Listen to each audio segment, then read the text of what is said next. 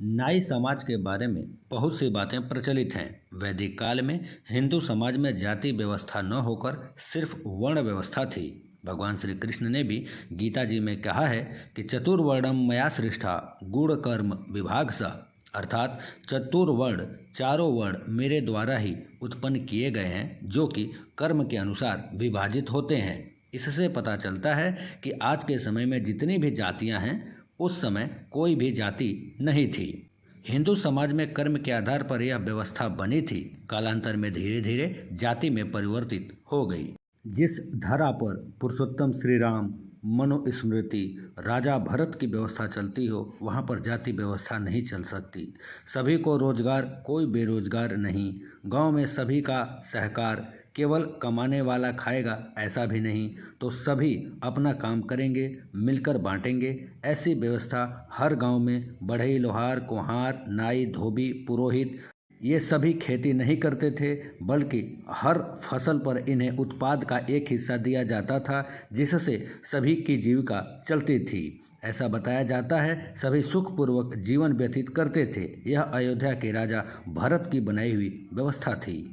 समयानुसार हर एक जाति का महत्व बताया गया है, क्योंकि गाड़ी के हर पहिए का बराबर हिस्सेदारी होता है। एक भी पहिया अगर निकला, पूरी गाड़ी क्षतिग्रस्त हो जाती है।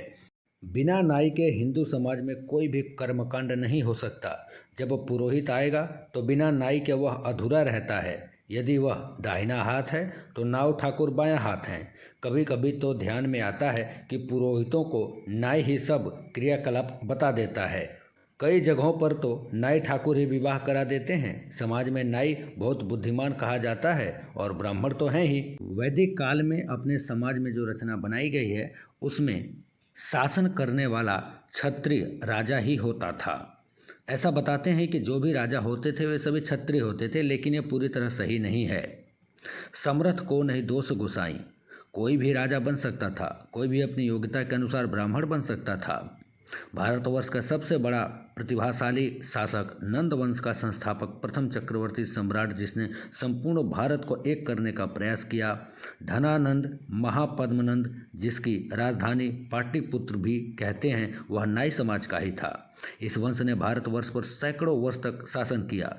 बड़ा प्रतिभाशाली, प्रतिभा संपन्न समाज है। मध्यकाल में भारत में स्वामी रामानंद हुए, जिनके 12 भागवत शिष्य थे, जिनमें संत सेन थे जो नाई समाज के थे।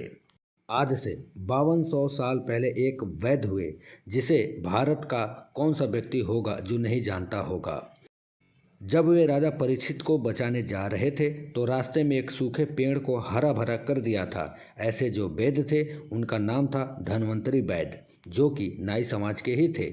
भारतीय समाज में आज भी गांव-गांव में घरेलू वैद्य मिल जाएंगे। इतना ही नहीं, घर में जो बुजुर्ग होंगे वे बहुत से असाध्य रोगों की औषधि बना सकते हैं। इसी प्रकार की जागृति व्यवस्था हमारे यहाँ थी। ऐसा लगता है कि सर्जरी की चिकित्सा भी यह सारा इसी समाज के पास था। चेन्नई बेंगलुरु तक बहुत सारे स्थानों पर जो सर्जरी के प्रशिक्षण की व्यवस्था थी वह इसी समुदाय के पास थी। जब इस समाज में चक्रवर्ती सम्राट हुए तो हम समझ सकते हैं कि विदेशी शत्रुओं की कमी नहीं रही होगी। जिनसे खतरा समझा उन्हें किसी प्रकार से समाप्त करने का प्रयास करते रहे। आखिर सिकंदर मगध साम्राज्य की विशाल सेना के भय से ही भागा था, वापस अपने देश में लौटा। उसकी विजयी सेना आगे नहीं बढ़ पाई। 7वीं शताब्दी में पश्चिम एक पंथ का जन्म हुआ जो हिंसा, हत्या, बलात्कार पर ही आधारित था, जिसे आज हम इस्लाम के नाम से जानते हैं।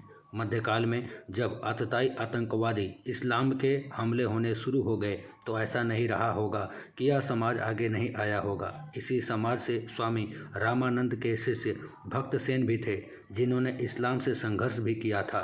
देश में जब ब्रिटिश शासन आया तो अंग्रेज़ों ने देखा कि इस समाज के गुण बहुत हैं। जब 1861 का जनगणना हुआ तो ध्यान में आया कि प्रत्येक गांव में गुरुकुल, वैद्य, पुरोहित सभी व्यवस्था है। तो उन्होंने भेद डालना शुरू किया, फूट डालो राज करो की नीति अपनाई, और जो हमारे यहाँ वर्ण व्यवस्था थी उसे जाति व्यवस्था में बदलना शुरू कर दिया। पहले इस्लामी आतताइयों ने, दोबारा अंग्रेज़ों ने लंबे समय से इन परकीयों के शासन होने के कारण इसका प्रभाव ही है, नहीं तो यह हिंदू समाज के अभ्यास में आ गया, क्योंकि नाई समाज को पिछड़ा घोषित कर दिया और हीन भावना पैदा करने का काम शुरू कर दिया।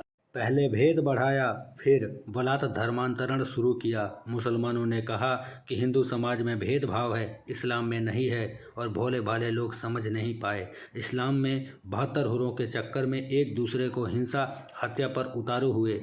रोज़ इस्लामिक देशों का जो एक आंकड़ा सामने आता है, लाखों मुसलमान मारा जाता है, उसे कोई और नहीं बल्कि ये 72 फिरके जो एक दूसरे को काफिर समझते हैं, वही हत्या करते हैं। धर्मांतरण तो कर लिए, लेकिन जो बाल काटने का काम करते थे, आज भी वे लोग वही काम करते हैं। हिंदू समाज में तो आज भी बिना नाई को कोई शुभ कार्य नहीं किया जाता। देश में 50% से भी अधिक नाई मुसलमान हो गया। समय की आवश्यकता है कि उन्हें पुनः हिंदू धर्म में वापस लिया जाए। आज समय की आवश्यकता है कि समाज खड़ा हो, संगठित होकर अपने पुराने गौरव, स्वाभिमान और सामर्थ्य के बल आगे बढ़े। अपनी पाचन क्रिया को ठीक करके जो बंधु बिछड़ गए हैं, उन्हें वापस अपने स्वधर्म में लाए। ईश्वर ने हमें एक बड़ी जिम्मेदारी सौंपी है, वह यह कि नाई समाज हीन भावना से ऊपर उठकर सारे हिंदू समाज को संगठित करने का कार्य करें। समाज की रक्षा उसके प्रगति में सहभागी बनेगी।